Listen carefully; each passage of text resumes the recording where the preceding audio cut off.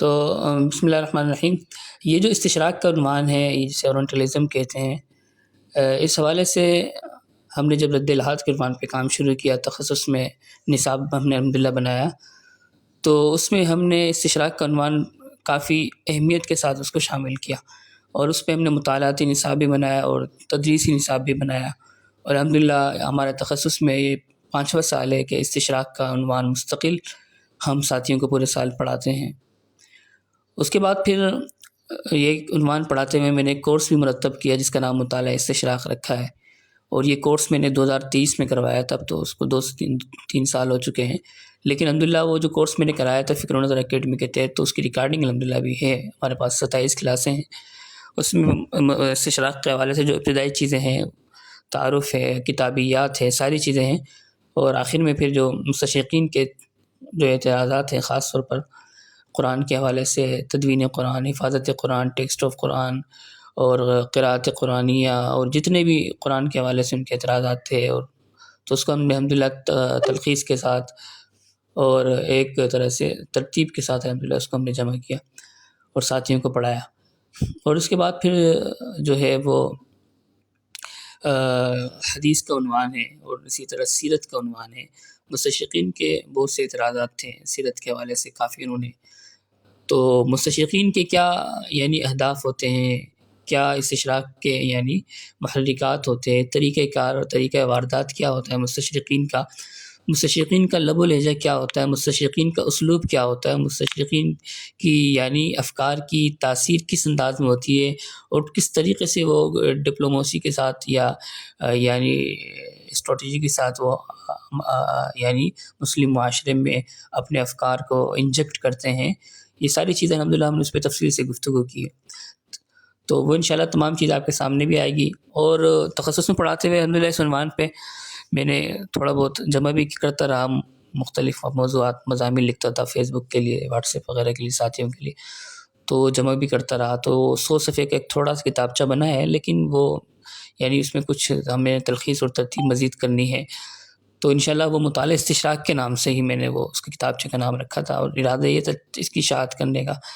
تو اب مزید یہ ہے کہ اس میں صرف قرآن اور حدیث کے حوالے سے کچھ گفتگو ہے، تو لیکن سیرت کے حوالے سے بھی انشاءاللہ اس میں موضوع شامل کر کے اس کو انشاءاللہ مکمل کرنا ہے. تو وہ آپ حضرات کو انشاءاللہ دستیاب ہو جائے گی چیزیں، لیکن کچھ وقت کے بعد.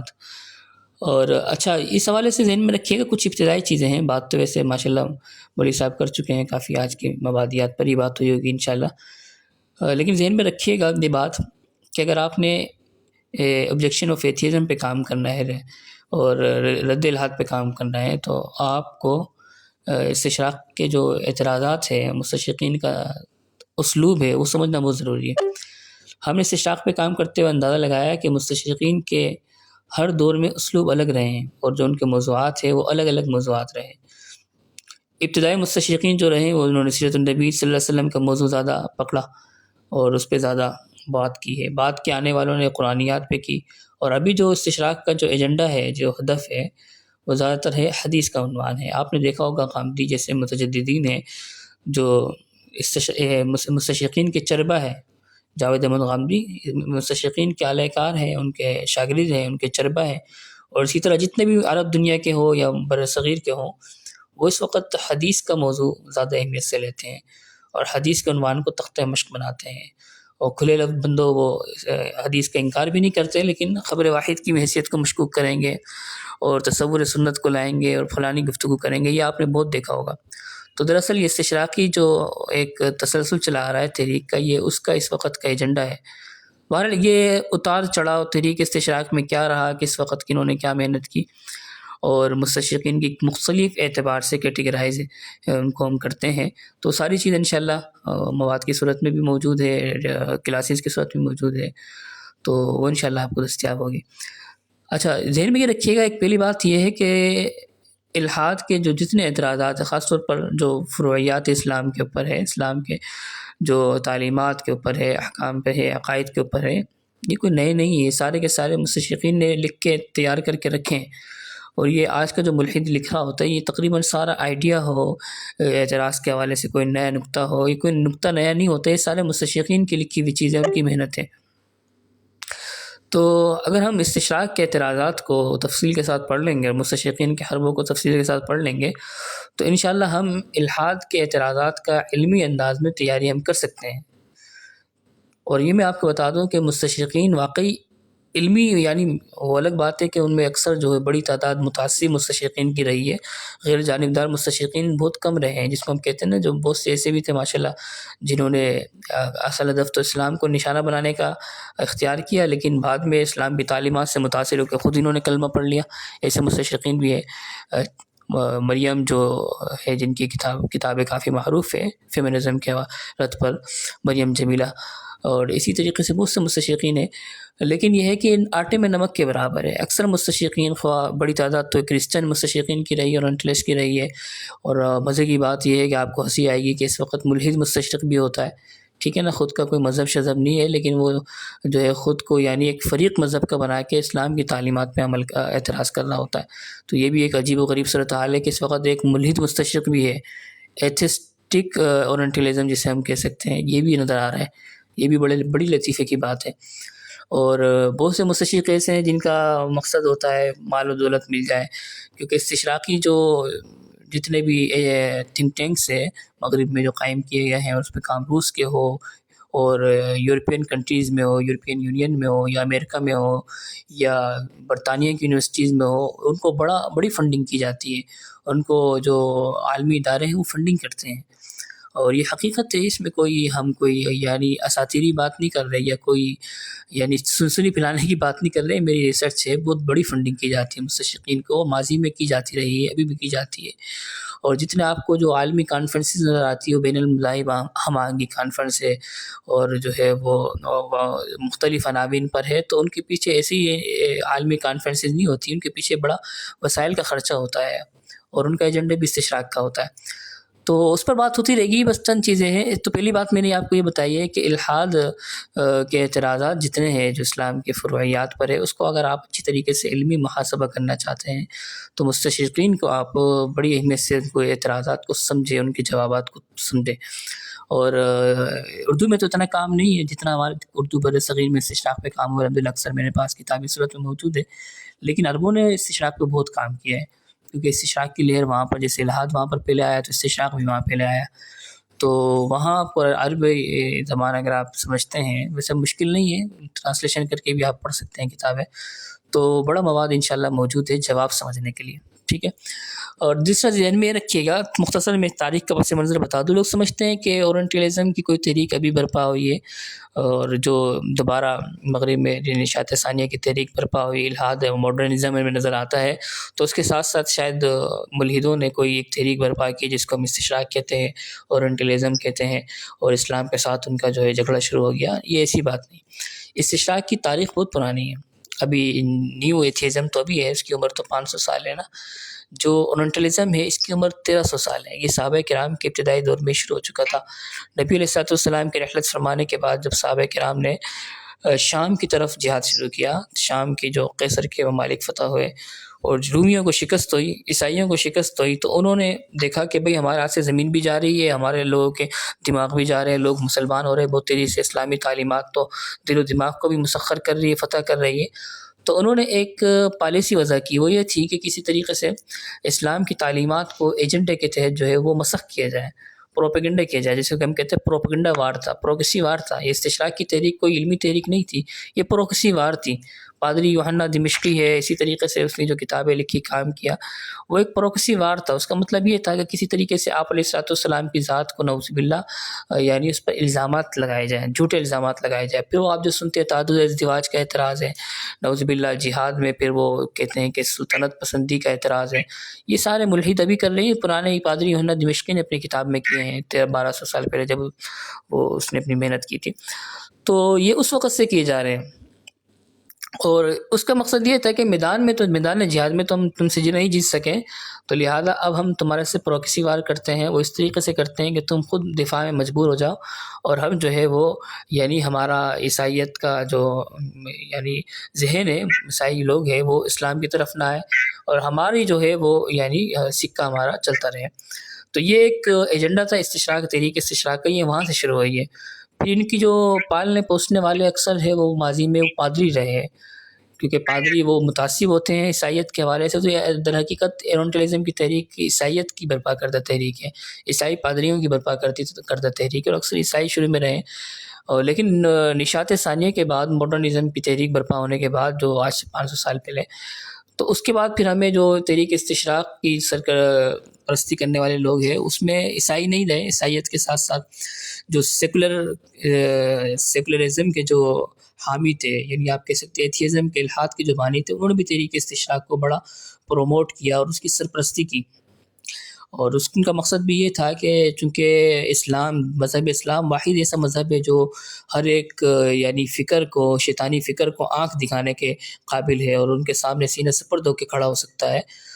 سب کو حقیقت پتہ ہے کہ اس کی تعلیمات جامع ہے، کامل ہے، وافی ہے، یہ ہر جو آئیڈیالوجی کو، فکر کو، ازم کو چیلنج کر سکتا ہے. تو اس لیے انہوں نے کہا، اگرچہ نام استشراق کا تھا، استشراق کا مطلب ہوتا ہے یعنی مشرقی علوم کا مطالعہ کرنا، لیکن یہ ڈھکوسلا تھا. آپ کو ہندوازم پہ مستشرقین کا رد نظر نہیں آئے گا، بدھ مت پہ نظر نہیں آئے گا، کام نظر نہیں آئے گا. مستشرقین کا سارا فوکس اسلامی تعلیمات پہ آپ کو نظر آئے گا. تو در حقیقت یہ استشراق نہیں تھا، یہ استسلام، یعنی اگر آپ اس کو باب استفعال سے بنائیں تو کوئی مصدر بنا لیں آپ اس کو، یعنی وہ اسلام کو ہٹ کرنا مقصد تھا، وہ استشراق نہیں تھا، مشرقی علوم نہیں تھے. اور مشرقی علوم بھی آپ کہیں تو وہ اس معنی میں تھے کہ مشرق میں جو ہے وہ زیادہ تر اسلامی ممالک تھے، اسلامی تہذیب تھی اور اسلامی جو ہے وہ سلطنتیں موجود تھیں. تو بہرحال اسلام کو ہم یہ کہہ سکتے ہیں بغیر کسی مبالغے کے، تحریک استشراق کا اول اور آخر مقصد اسلامی تعلیمات کو مسخ کرنا اور ان کی جو ہے ایسا یعنی آپ کہہ سکتے ہیں ایڈیشن پیش کرنا کہ یا تو اس میں تحریف ہوئی بھی ہو اور وہ ایسے ایڈیشن اسلام کا ہو جو وہ عیسائیت کا مقابلہ نہ کر سکے، جیسے کہ جاوید احمد غامدی جو ہے ماڈرن اسلام کا ایک ایڈیشن تیار کرنے میں لگے ہوئے ہیں. یا اس کا مقصد یہ ہوتا ہے، انہوں نے جو کتابیں لکھی ہیں اس میں وہ زہر گھولتے ہیں. اور میں آپ کو عجیب بات بتاؤں، جو پرانے مستشرق تھے وہ تو بڑے نفرت کرتے تھے، اور نعوذ باللہ وہ تو اپنی کتابوں میں مقدسات تو گالیاں بکتے تھے، جو انہوں نے حدیث کے میں اور اس طریقے سے سیرت کے خلاف لکھی، قرآنیات کے خلاف لکھی ہے. تو انہوں نے تو بڑی بدگوئیاں کی ہیں، گالم گلوچ کی ہے، سب و شتم کیا ہے. تو وہ لیکن یہ ہے کہ اب چونکہ ذرا ماڈرن دور آ چکا ہے اور اس طرح کا جو منجن چلتا نہیں ہے گالم گلوچ کا، تو مستشرقین نے بھی میٹھی چھری سے اپنا جو آپ کہہ سکتے ہیں حملہ شروع کیا ہوا ہے. اور ان کی آپ جتنی بھی کتاب پڑھیں، اکثر کتابوں میں وہ شروعات جو کرتے ہیں یا اکثر جو ان کا کنٹینٹ ہوتا ہے وہ بڑا میٹھا انداز میں لکھا ہوتا ہے. آپ گولڈ زیہر کو لے لیں اور ولیم میور کو لے لیں، آپ شاخت کو لے لیں، یہ اکثر ان کی کتابوں میں آپ بولیں گے کہ بھائی ان کی کتابوں تو بڑی ریسرچ ہے،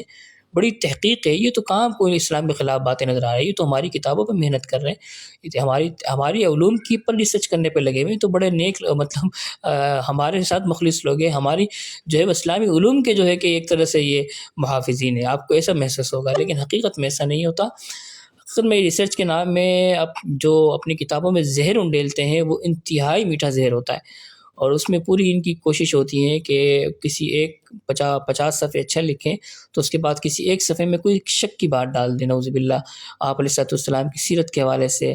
اسلامی علوم کے حوالے سے، اسلامی تاریخ کے حوالے سے، مشاجرات کے حوالے سے، اسلامی فقہی احکامات کے حوالے سے، اور اسی طریقے سے قرآنیات کے حوالے سے.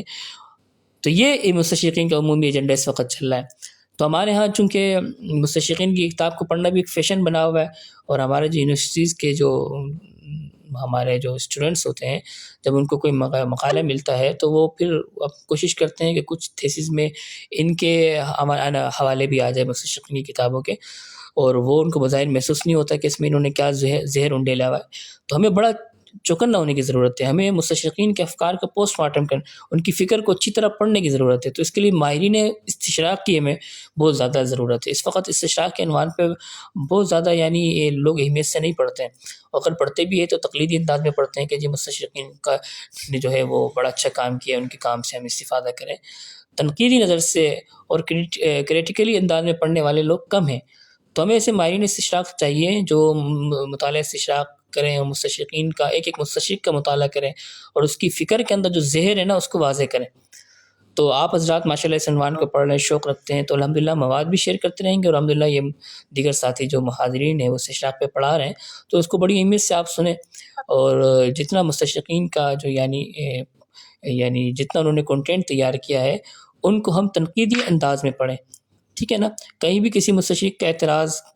کہیں موجود ہو، لوگ شیئر کر رہے ہوں، تو آپ فوراً واضح کر سکیں کہ مستشرق کہاں کہاں علمی انداز میں جو ہے وہ ٹھکر کھا رہا ہے، اور کہاں کہاں مستشرقین چونکہ بہت زیادہ ایک طرح سے متعصب ہوتے ہیں، متعنت ہوتے ہیں، تو وہ بہت زیادہ تحریف کرتے ہیں حوالے جات میں، اور جو یعنی جس کو آپ کہہ سکتے ہیں جھوٹ، یعنی ہمارے جو مصادر ہے اس میں وہ بات موجود نہیں ہوتی، اور وہ اس طریقے سے موجود نہیں ہوتی، اس پس منظر کے ساتھ موجود نہیں ہوتی. لیکن جو استشراقی مصنفین ہوتے ہیں، چونکہ انہوں نے تو اپنا ایک پورا ایک تعمیر عمارت کھڑی کرنی ہے ایک یعنی کمزور سی بلاک کے اوپر، اینٹ کے اوپر، تو لہٰذا وہ کہیں سے بھی اسلامی تاریخ کے اندر، مشاجرات کی بیس کے اندر کہیں بھی یعنی کوئی ایسی ظاہری طور پر کوئی تاریخی واقعہ بھی مل جائے گا، وہ اس پر پوری اپنی کتاب اور عمارت اور اپنی جو ہے ریسرچ کی عمارت کھڑی کر دیتے ہیں. تو بات یہ ہے کہ ہمیں یہ بھی سمجھنا ہے کہاں مصادر میں ڈنڈی مار رہے ہیں، کہاں ہمارے جو ہے کمزور حوالوں کو لے رہے ہیں، جو کہ ہمارے نزدیک بھی ثابت شدہ چیز نہیں ہے. تو یہ ایک بہت ہی ریسرچ یعنی مائنڈ چاہتا ہے، اور بہت لمبا وقت چاہتا ہے، تحقیقی ذہن چاہتا ہے، محنت چاہتا ہے، اور وسیع مطالعہ چاہتا ہے. تو اس عنوان کو اگر آپ حضرات سمجھنا چاہ رہے ہیں تو سرسری نہ لیں کہ ایک دو کتاب ہم نے یہاں وہاں صافی زبیر صاحب کی پڑھ لی ہے، اور ایک کتاب جو ہے ہم نے وہ ڈاکٹر عبدالقادر جیلانی صاحب کی پڑھ لی ہے.